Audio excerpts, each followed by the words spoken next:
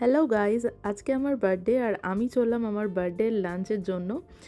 আর আমি রেডি হয়ে নিয়েছি একটা ড্রেস পরে। এটা প্যান্টালুন্স থেকে কিনেছিলাম অনেক দিন আগে।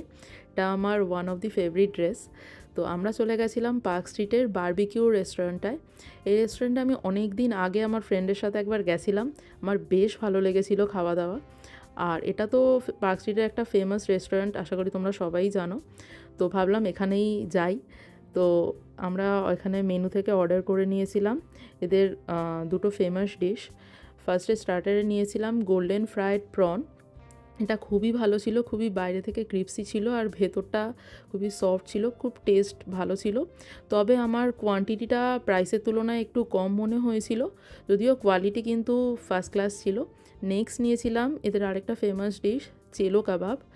আর চেলো কাবাব আমি এই ফার্স্ট টাইমই ট্রাই করলাম। এর মধ্যে ছিল মাটন শিক কাবাব, চিকেন রেশমি কাবাব, বাটার রাইস আর একটা সানি সাইড আপ। আমার তো বেশ ভালোই লেগেছিল। মাঝে সাঝে কিছু ইউনিক ডিশ ট্রাই করার জন্য এই জিনিসগুলো কিন্তু বেশ ভালোই। তবে অল টাইমের জন্য কিন্তু চাইনিজই আমার বেস্ট লাগে। তারপরে চলে গেছিলাম ফ্লুরিজে আর এখান থেকে অর্ডার করেছিলাম একটা চকলেট মিল্কশেক, যেটা টেস্ট আমার অসাম লেগেছে। এটা আমি হাইলি রেকমেন্ড করব, দারুণ ছিল টেস্টটা। তো খাওয়া দাওয়া করে চলে এসেছিলাম বাড়ি। বাই।